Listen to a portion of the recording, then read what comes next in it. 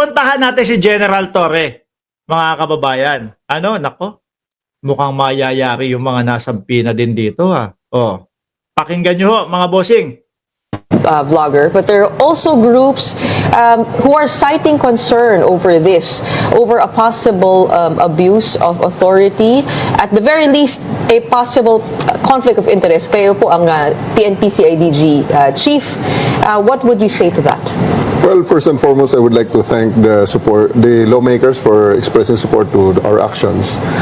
And sa iba namang mga grupo na nagsasabing may conflict of interest, parang it is a public crime. Everybody knows that it's a crime being committed.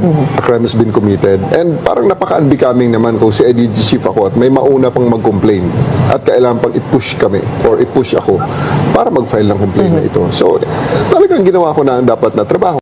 Kasi yung mga DDSO umaaray talaga, mga kababayan. Umaaray. Eto ha, kanino umaaray? Umaaray kay General Torre. Umaaray kay Attorney Castro. O, di ba? Kay Mark Ramos, wala. Hindi umaaray yung mga yan. Napipikon lang yung mga yan. Di ba? O, Ako naman in the first place. I-file ko ang kaso. Wait, tell us all about the complaint that you filed. What was it exactly? And before, this was before the anti-cybercrime group. Tama po ba? Yeah. Well, ito isa sa marami. Hanggang ngayon nga, may mga fake news na naman na lumabas. Itong si Abines, marami na namang pinalabas na fake news. ayun, yung Abines nila na mahilig mag-fake news. Nabiktima kasi sa mga bossing. Siya yung mismong biktima na pinake news ho. Nang sinabi, nakaratay na daw po sa ospital at malala na ang karamdaman, mga bossing. O ayun, mukhang sa susunod na mga araw, sa oblo na din po matutulog yun. Itong vlogger na ito. So, ang isang particular na fake news na talagang parang masyadong vitriolic, how do you say that? Masyadong foul is one morning I woke up with a phone fully loaded with messages of concern sa mga kaibigan, kakilala, at saka sa mga well-wishers. Kung ano na Yun, di ba naalala nyo ho yun? Iniratay siya do sa ospital daw ho. Siyempre, yung mga kamag-anak, kaibigan, mga kapitbahay, mga sumusuporta kay General Torre, mag-aalala ho. No? Siyempre, may stress ho, mga kababayan. At mali naman talaga na magpakalat ng peking balita ho. Dahil galit ka lang doon sa tao. Dahil yung poon nila, si Buloyski, yun, naioblo. nangyari sa akin because he said that I'm critically ill and posted a photo of me supposedly in that bed. Pero hindi naman totoo. So, sabi ko, nagagawa nyo to, subukan natin at pakita ko sa inyo na itong ginagawa nyo ay mali. Correct. Kung hahayaan lang po, mga bossing, at sasabihin, yung sasakyan lang yung sinasabi ng mga DDS, balat sibuyas pala si Torre. Hindi ho matatapos yan at hindi po matatakot at hindi malalaman na mali yung mga ginagawa ho nila. Di ba si Romeo Puentes? Sabi ni Do Varnet, ipahimas rehas na yan si June Abinis. Magdala ng tuwalya at rehas at iiyak. Hindi wala pa sa rehas, umiiyak na. So, just like any law-abiding citizen, nag-complain ako sa ACG. ACG took my complaint and then brought it to the court, asked for a search warrant from a judge. Ito nga, binigyan ng search warrant. Pagkatapos naman ng lawfully searched ang kanyang bahay, lawfully confiscated ang kanyang mga gadgets, bigla na lang iiyak-iyak siya at pagkatapos sabihin niya, kung ano-ano mga rights ang violated. May court order nga Yun ang dapat. Korte ang nagpadala. Paano yun? Di ho ba?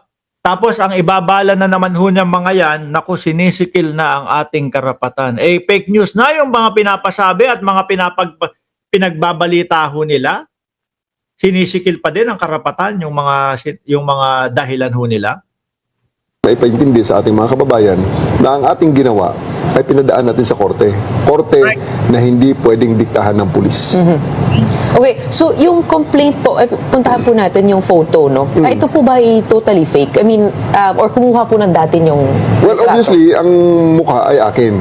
Pero ang katawan hindi akin. I've never been to that hospital. Actually, hinahanap ko yun dahil naging gwapo ako bigla doon eh. Aba, AI ang ginawa niya mga yan, mga boss. In AI po. Nako, yan na lang po kasi ang panlaban nila ngayon. Nakita nyo yung mga posters na mga ginagawa po nila, nakalagay, Duterte senators daw po. They support Duterte senators. Tapos kung titingnan nyo po yung mga muka, halatang cartoonized na yung mga AI. Yan na lang po ang panlaban. Nako, importante yung AI sa mga DDS. Kasi kung wala pong AI, 32 lang po ang makikita doon sa kanilang mga sa kanilang mga rally. teka muna. Kung maging gwapo ako rin, pupuntahan ko yun, ha? Okay, so totally fake. Plinaster po yung Yeah, nilagay lang ang mukha ko doon. What was the complaint exactly? Cyber libel. It's a libelous publication. Okay. Walang piyansa. Walang piyansa. Bloho muna yan kapag nako, ewan ko, walang piyansa. Di ba, libel? Walang piyansa yan. And then the court granted a search warrant. Yes. But under the rules of court, a search warrant must describe the place to be searched and the things to be searched and seized. Ano po yung nakalagay? This is a little bit different. This is a warrant to search, seize, and examine computer data under the Cybercrime Act. Ito. So, hindi ito yung... Di pwedeng makita yung mga kasamahan niya, yung mga kasapakat. No? Pwedeng makita doon sa mga gadget ni Abines. ordinary na nakikita yung search warrant na this is a new search, hindi naman new, kundi relatively new kumpara sa mga dating pagkakaalam natin. Ito ay hindi lang yung cellphone at saka yung computers ang isi-search na kukunin ang item. Inaalaw kami na buksan ang computer, examine ang laman. Were you part of that serving of the search warrant? Mga tao ko. May mga nag-provide kami ng security doon sa ACG na nag-serve ng WSSECD ang tawag nun. Warrant to search, seize, and examine. Ano kaya, no? May makita, mga kababayan, may makitang mga pag-uusap po sa labas ng bansa. May mga pag-uusap galing China. Ano kaya ganun ang mangyari? Naku, timbang itong mga to. Computer data. And what exactly did you seize? We seize the gadget and then isi-seize yun, i-examine ang laman noon. Kasi, the complaint is like this. There is a malicious and libelous posting. Ganun ang procedure niyan eh. Wala pinagkaibahan sa ginawa ko nung ako'y nasa Quezon City Police, yung regarding sa series ng bomb jokes sa mga eskwelahan. So, may posting. So, sa posting na yan, pag libelous yan, kung sino ang tinamaan, whether it's a public person, or private person, or public official, or whatever, pwedeng magpunta sa ACG para first and foremost i-identify mo na yung tao. So, ina-identify. And mind you, pag terrorism cases, the social media platforms are very cooperative. At saka sa mga Kailan crimes niyo po committed. final yung complaint? Anong natandaan niyo? Siyempre lalo na kapag yung mga otoridad na po ang kumausap sa mga social media na yan. Ibig sabihin nila, legal talaga, no? Talagang naku po! No? Makikita kung sino mismo ang puno nung mga fake news na yan. Makikita kung saan nanggaling, baka makita pa din kung sino nag-edit niyan eh. At yung pinakapuno o yung nag-umpisa na magpakalat niyan. Anong date? Siguro 3 days before, 4 days before nung Saturday na yun. Kasi pag file mo ng complaint, identified na yung tao. And then, nag-surveillance at binerify nung ACG yung tao plus ang kanyang address. And then we went to a judge and said, ito po yung aming suspect na nag-file na nag-post nitong libelous remark na ito, libelous photo na ito. And then, para ma-strengthen yung case na yon, we asked for the search warrant. So, grabe, dumaan kami sa... So it was a laptop and a cell phone? Yeah. Oo. What were you hoping to find? We will find the original posting there. Na itong laptop ang ginamit. Kasi yun ang kailangan eh. Sa'yo itong laptop na to, ito yung posting mo. Dito sa laptop mo. Ito yung nakita To namin. verify that it was your post, that's number one.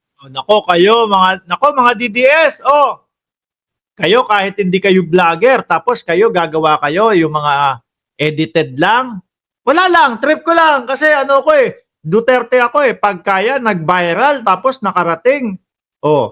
Sa mga kinauukulan, nako, may yari din kayo. Mahilig pa naman kayo sa ganyan, Mahilig pa naman yung mga kababayan natin na gano'n. Duterte ako No, nako yung AI nasa mga application lang naman 'yan. Dahil Duterte ako, gagawin ko yung mga AI.